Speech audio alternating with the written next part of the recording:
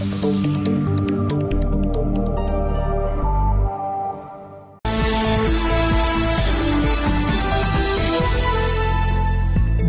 2011. Why is German history so popular with filmmakers? In the interview, director Andres Veiel.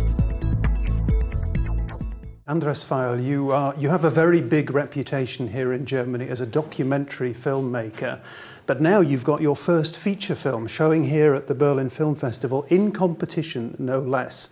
The title of the film is If Not Us, Who? It's a very intriguing title, I think. Let's begin with you putting us in the picture quite literally and telling us a little bit about the movie. Well, it's a movie about the roots of terrorism, of German terrorism. I go back into the situation of Gudrun Ensslin and Bernhard Vesper and Andreas Baader, the main protagonists of the 60s and 70s.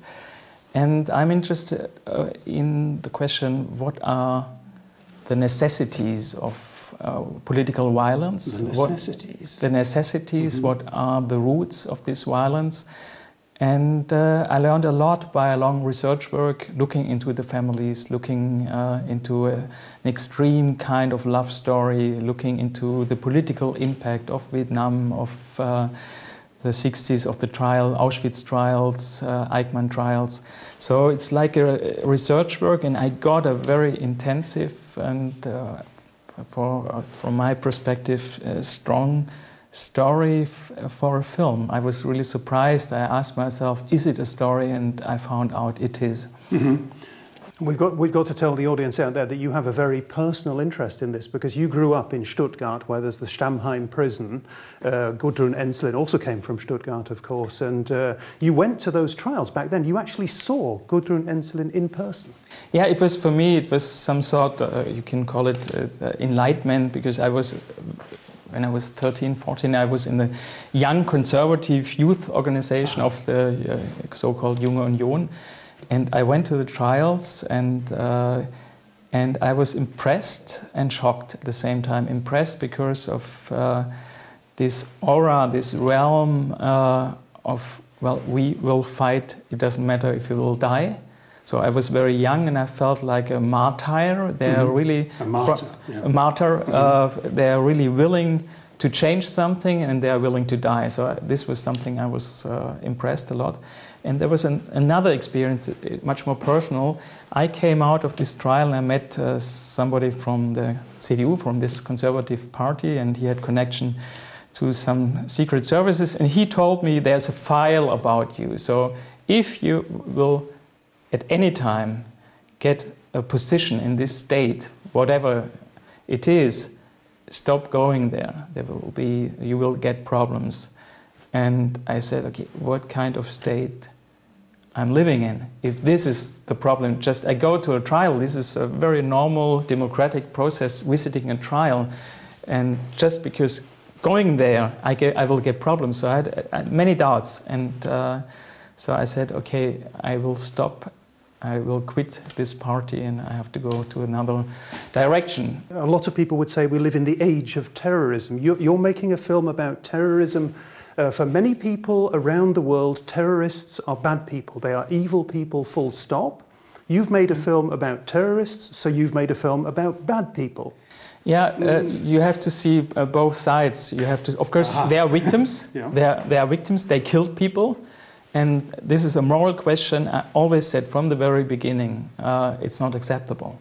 But to understand, I think if we have to deal with the roots, if we really want to learn something, maybe at one day to say we have a chance to prevent terrorism, we have to deal with the reasons why people decided to go underground, why people decided to say, okay, I have the right to kill this or that official, politicians, whatever.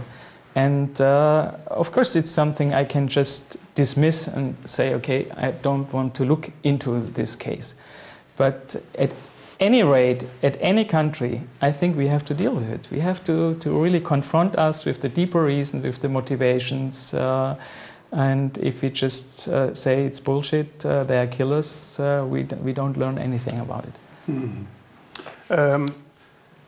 You were talking about you're talking about Germany back then, you're talking about contemporary Germany, because terrorism is still a very relevant issue. And of course, I just want to mention maybe one sentence. I think the interesting point is the difference between justification of violence and understanding. Meaning, to understand political violence doesn't mean to accept it or to justify it. And I think this is the main difference. Let me list a couple of German films for you. Downfall, we had about Hitler. We had the other Meinhof complex. We've had films about the Stasi, you know very well. We've had Goodbye Lenin, you know, The Lives of Others I'm mentioning there. People outside Germany have identified a trend. They've said German filmmakers are focusing very strongly on German history. They're obsessed with German history. Is there a difference there between German filmmakers and filmmakers elsewhere? I think how many films we got about Vietnam, the Vietnam War. Many films. Good point. Yeah. And I think we have to deal with the issues of our history, and then if it's a good film, it will be universal. And I'm sure, if not Us Who, will be a universal film, not only about the German past, about all the questions we deal today. Look to Egypt, look to Tunisia, maybe Yemen in a couple of days. So the question, when somebody says, now it's enough, we have to do something. Me, personally, I go in the street, I have the risk to get killed, but I do it. Okay. And of course, you cannot compare it to the democratic situation in Germany in the 60s. But the same question came up in the early 60s. Many surveys, students were asked, and everybody said, no, I'm interested in my career, I'm not interested in politics.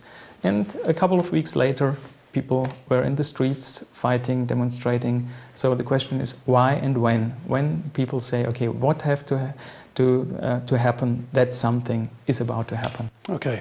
That's a very important universal message. Now something very specific about German filmmaking. Just a couple of days ago, a major German newspaper wrote the following: why is it that German cinema is so rich in talented and accomplished people and so poor in good movies?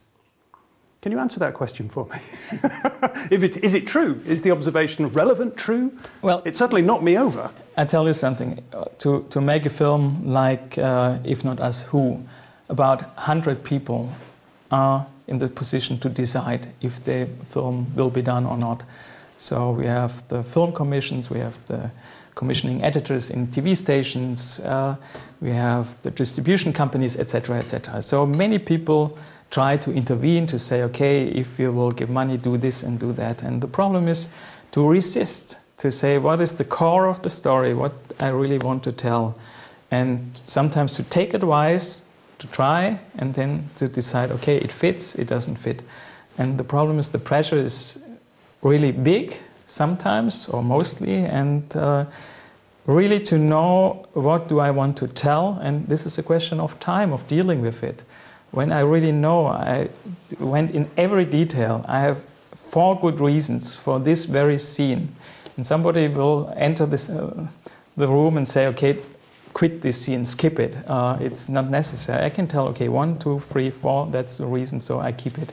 And if I'm not prepared, if I don't know, if I'm uncertain because I'm not prepared, I don't know what I really want to say, okay, I get uncertain and say, well, he will be right, so I skipped this scene. Okay. We're running out of time, so one here, a yes or no question. Is Germany any different from other countries in filmmaking in that respect, yes or no?